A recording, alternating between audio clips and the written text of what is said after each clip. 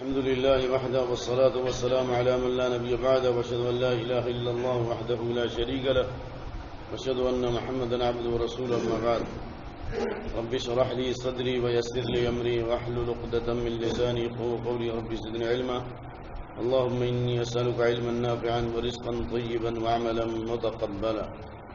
فجر کی پہلی رکعت میں سورہ ملک کی ابتدائی آیات پڑھی گئی ہیں اور تذکیر اور نصیحت کے طور پر وہی باتیں میں دہرانا چاہتا ہوں جو باتیں آپ کو معلوم ہیں، کیونکہ اللہ تعالیٰ نے فرمایا وَذَكِّرْ فَإِنَّ الذِّكْرَىٰ تَنفَعُ الْمُؤْمِنِينَ فَذَكِّرْ إِن نَّفَعَتِ الذِّكْرَىٰ إِنَّمَا أَنتَ مُذَكِّرٌ لَّسْتَ عَلَيْهِم بِمُسَيْطِرٍ سَيَذَّكَّرُ مَن يَخْشَىٰ، یعنی نصیحت کیجیے۔ نصیحت حاصل کرنا یہ بہت بڑی عظیم نعمت ہے۔ اللہ تعالیٰ ہر ایک کو نصیحت کرنے کی توفیق نہیں دیتا اور ہر ایک کو نصیحت حاصل کرنے کی توفیق نہیں دیتا۔ نصیحت کرنے والے بھی اللہ کی توفیق کے محتاج ہیں اور جو نصیحت قبول کرتے ہیں وہ بھی اللہ تعالیٰ کی توفیق کے محتاج ہیں۔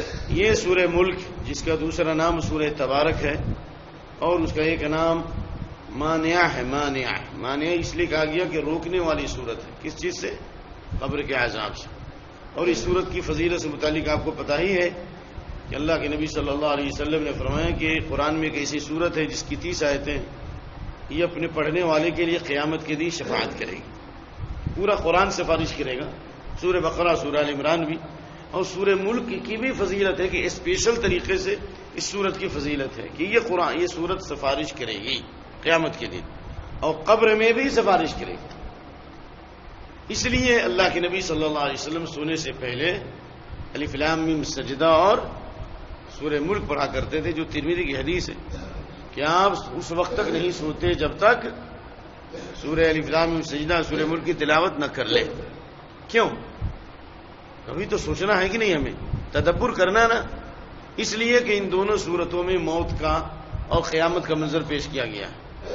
موت کا وقت کیا ہے، موت کیسے آئے گی اور موت کے بعد کے جو مناظر کیا ہیں، اور اس میں بھی اللہ تعالیٰ نے اسی کا تذکرہ کیا۔ تبارک الذی بیدہ الملک وہو علی کل شیء قدیر، بابرکت ہے وہ ذات جس کے ہاتھ میں ملک ہے، ساری جہان کی بادشاہت ہے اور وہی ہر چیز پہ قادر ہے۔ الذی خلق الموت، جس نے موت اور زندگی کو پیدا کیا۔ کیوں موت اور زندگی کو پیدا کیا؟ لیبلوکم ایکم احسن عملا، تاکہ تمہیں آزمائے۔ ہم آزمائے گا کیسے؟ اللہ آزمائے گا کیسے؟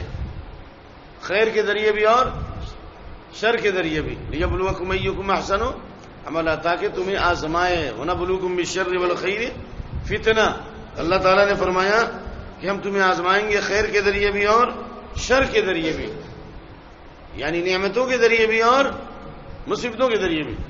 تو اللہ تعالیٰ تمہیں آزمائیں کہ ایکم احسن عملا، تم میں کون بہتر ہے عمل کے اعتبار سے۔ اس کا مطلب کیا ہوا؟ خوشحالی دے کر کے اللہ دیکھنا چاہتا ہے کہ ہم کتنا اچھا عمل کرتے ہیں، تنگی اور پریشانی میں ڈال کے دیکھنا چاہتا ہے کہ ہم کتنا خوشنما عمل کرتے ہیں، وہ عمل جو اللہ کو پسند ہے۔ اور احسن عملا، سب سے اچھا عمل کون ہوگا؟ وہی عمل اچھا ہوگا جس میں دو چیزیں پائی جائیں۔ بلا من اسلم وجهه للہ وهو محسن، جس آدمی نے اپنی پیشانی کو اللہ کے لیے جھکا دیا اور محسن ہے۔ محسن کا مطلب عمل میں احسان پایا جائے، یعنی اتقان، مضبوط عمل ہو۔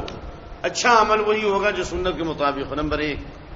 نمبر 2، احسن عملہ کی ایک تفسیر جو فضیل بن عیاض نے کی، اخلصہ واصوبہ، اللہ کے لیے خالص بھی ہو اور وہ عمل سنت کے مطابق بھی ہو۔ تو اللہ دیکھنا چاہتا ہے کہ ہمارا عمل سنت کے مطابق ہے یا سنت کے خلاف ہے۔ اللہ دیکھنا چاہتا ہے کہ ہمارا عمل اللہ کی رضا کے لیے ہے یا دنیا والوں کے لیے ہے۔ پھر کہا کہ وہ العزیز الغفور، وہ غالب ہے۔ اگر تم عمل نہیں کرو گے تو اللہ تعالیٰ غالب ہے۔ یہ شاید دیوی کو یہ الناس، اللہ دوسری قوم کو لے غالب ہے ہر چیز پر، اور غفور اور بخشنے والا ہے۔ اگر توبہ اور استغفار کر دو گے، توبہ اور استغفار کرو گے تو اللہ تعالیٰ تمہاری مغفرت بھی کرے گا، کیونکہ غفور اور غافر اور غفار یہ 3 صفات ہیں نا اللہ کی، غفور، غافر اور غفار۔ وَإِنِّي لَغَفَّارٌ، بہت زیادہ مغفرت کرنے والا ہے، بہت زیادہ، یعنی بار بار انسان گناہ کرے توبہ کرے اللہ معاف کر دے گا۔ اور غافر، جو غافر ذنب، گناہوں کو معاف کرنے والا ہے۔ اور غفور، اللہم انی ظلمت نفسی ظلما کثیرا ولا یغفر الذنوب الا انت فاغفر لی مغفرۃ من عندک وارحمنی انک انت الغفور الرحیم۔ یعنی بار بار گناہ کرو گے تو بھی معاف کرے گا، اور بہت زیادہ گناہ کرو گے اور سچے دل سے توبہ کرو گے وہ غفور الرحیم، کیونکہ اللہ نے فرمایا نبئ عبادی انی انا الغفور الرحیم، میرے بندوں کو خوشخبری سناؤ کہ میں بہت زیادہ مغفرت کرنے والا ہوں، لیکن کس کے لیے؟ اللہ کی مغفرت کس کے لیے؟ جو مغفرت طلب کرتا ہے، جو توبہ اور استغفار کرتا ہے، ہر ایک کی مغفرت نہیں، جو مومن بندے ہیں جو توبہ اور استغفار کرتے ہیں۔ وَأَنَّ عَذَابِي هُوَ الْعَذَابُ الْأَلِيمُ، اور میرا عذاب بھی بہت سخت ہے۔ اس سے معلوم ہے کہ انسان عمل بھی کرے اور استغفار بھی کرے، عمل کے ساتھ استغفار کرے۔ حضرت ابراہیم علیہ السلام نے استغفار کیا، خانہ کعبہ کی تعمیر بھی کی اور دعا بھی کی، ربنا تقبل منا انک انت السمیع العلیم، اور اس کے بعد آگے وتب علینا انک انت التواب الرحیم، توبہ کیا کہ نہیں؟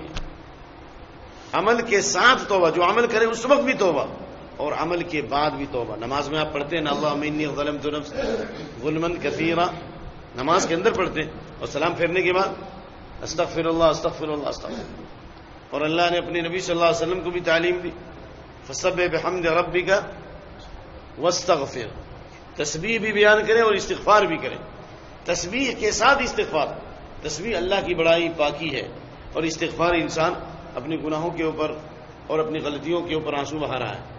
اسی لیے اس سورت کے نزول کے بعد اللہ کے نبی صلی اللہ علیہ وسلم دونوں دعاؤں کو ایک ساتھ پڑھا کرتے تھے، مسلم شریف کے حدیث ہے، یعنی وہ دعا پڑھتے تھے جس میں تسبیح بھی ہے اور استغفار بھی، یعنی سبحان اللہ وبحمدہ استغفر اللہ واتوب الیہ، یہ سبحانک اللہم وبحمدک واستغفرک واتوب الیہ، یہ جو آپ پڑھتے ہیں الگ ہیں، لیکن یہ جو سبحان اللہ وبحمدہ استغفر اللہ واتوب الیہ، اس لیے انسان کو چاہیے کہ عمل بھی کرے اور استغفار بھی کرے۔ اور اس کے بعد اللہ تعالیٰ نے مومنین کے بیان کے بعد اہل ایمان کا جہاں بیان فرمایا، وہیں اللہ نے مجرمین کا تذکرہ کیا ہے کہ انسان جہنم میں جو جائے گا اور داروغ جہنم اسے پوچھیں گے کہ کیا تمہارے پاس کوئی ڈرانے والا نہیں آیا؟ تو کہیں گے ڈرانے والا آیا لیکن ہم نے جھٹلایا۔ یہاں پر یہ سمجھ لیجیے، یعنی اللہ کسی قوم کو اس وقت تک عذاب نہیں دیتا جب تک کہ اللہ کا دین اس تک نہ پہنچ جائے، یا اللہ کا پیغام اس تک نہ پہنچ جائے۔ اس لیے قیامت کے دن 4 قسم کے لوگ اللہ کے پاس حجت پیش کریں گے، 4 قسم کے لوگ اللہ کے پاس حجت پیش کریں گے۔ وہ آدمی اصم جو سنتا نہیں ہے، بہرا آدمی جو سنتا نہیں ہے، نمبر 1۔ نمبر 2 مجنون اور پاگل آدمی، نمبر 3 بوڑھا آدمی، نمبر 4 جو محمد صلی اللہ علیہ وسلم اور عیسیٰ علیہ السلام کے درمیان آیا فترہ۔ یہ 4 آدمی قیامت کے دن اللہ ان کو عذاب نہیں دے گا۔ کب تک؟ جب تک اللہ ان کا امتحان نہ لے، کیونکہ اللہ نے کہا لیبلوکم، امتحان ان کا ہوا ہی نہیں۔ یہ چاروں اللہ کے پاس کہیں گے۔ بہرا آدمی کہے گا کہ میرے پاس سننے کی طاقت نہیں تھی، میں کیا کروں؟ پاگل آدمی کہے گا لوگ مجھے پتھر مارتے تھے، میں کیا کروں؟ اور جس کی عقل چلی گئی وہ اور جو بوڑھا ضعیف آدمی وہ کہے گا کہ جال اسلام جال اسلام اس وقت آیا ما عقل، میرے پاس سمجھنے کی صلاحیت نہیں تھی۔ اور عیسیٰ علیہ السلام اور محمد صلی اللہ علیہ وسلم کے درمیان جو لوگ آئیں گے وہ کہیں گے ما جاءنا من بشیر ولا نذیر، میرے پاس کوئی ڈرانے والا آیا ہی نہیں، تو اللہ تو کیسے عذاب دے گا؟ تو اللہ فرمائے گا ٹھیک ہے عذاب تو نہیں دوں گا لیکن امتحان تو لوں گا۔ اب اگر میں تمہیں پیغام دوں تو کیا اس کو مانو گے؟ سب کہیں گے اللہ تیرے حکام پر ہم لبیک کہتے ہیں، تیرے حکم کے سامنے ہم سر جھکاتے ہیں۔ تو اللہ تعالیٰ ایک فرشتہ بھیجے گا، رسول کا لفظ ہے، اور وہ رسول کہے گا کہ اللہ نے تمہیں حکم دیا ہے کہ دھکتی ہوئی آگ میں چلے جاؤ۔ جو اس آگ میں چلے گئے فکانت علیہم بردا وسلاما، وہ آگ اس کے اوپر ٹھنڈی بھی بن جائے گی اور سلامتی بھی بن جائے گی۔ اور جو لوگ نہیں جائیں گے اور کہیں گے اللہ تو کیوں بھیجے گا، ہم اسی آگ سے تو بچنے کے لیے تیرے پاس عذر پیش کر رہے ہیں۔ جو قیل و قال کریں گے ان کو گھسیٹ کر کے جہنم میں ڈال دیا جائے، تو امتحان میں ناکام ہو گیا نا۔ تو اس سے معلوم ہوا کہ اللہ کا ہر کام وتمت کلمۃ ربک صدقا وعدلا، سچائی پر بھی ہے اور عدل اور انصاف پر بھی۔ جو خبریں اللہ نے بیان کی ہیں وہ سچائی پہ ہیں، اور جو اللہ کے احکام ہیں عدل اور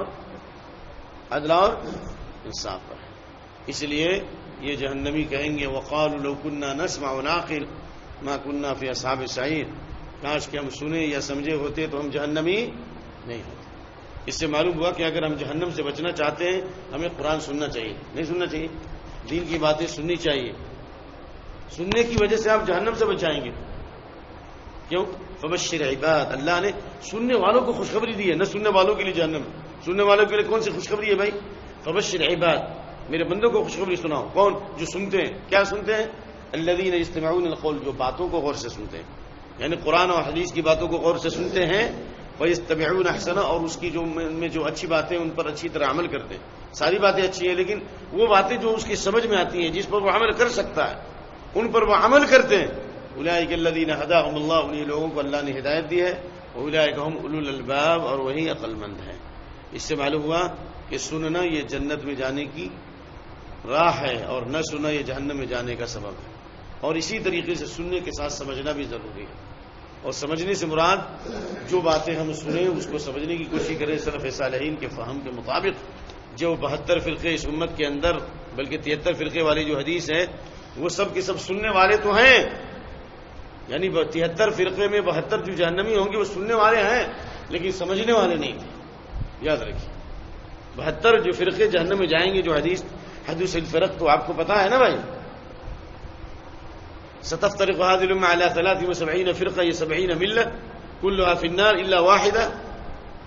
72 جو جماعت جہنم میں جائے گی وہ سننے والی ہے لیکن سمجھنے والے نہیں ہے۔ سمجھ انہوں نے یہ کی، اس لیے خوارج کے بارے میں آتا ہے قرآن پڑھیں گے قرآن حلق سے نیچے نہیں جائے گا۔ تو اللہ تعالیٰ سے دعا ہے کہ اللہ ہم کو اور آپ کو سننے کی بھی توفیق عطا فرمائے اور سمجھنے کی بھی توفیق عطا فرمائے۔ اور سن لیجئے، آپ سنیں گے تو آپ کے ذریعے بھی دوسرے لوگ سنیں گے۔ حدیث ہے تسمعون ویسمع منکم ویسمع ممن یسمع منکم، تم سن رہے ہو، صحابہ کو آپ نے فرمایا تم سن رہے ہو، تم سے بھی سنا جائے گا، اور جو تم سے سنیں گے ان سے بھی لوگ سنیں گے۔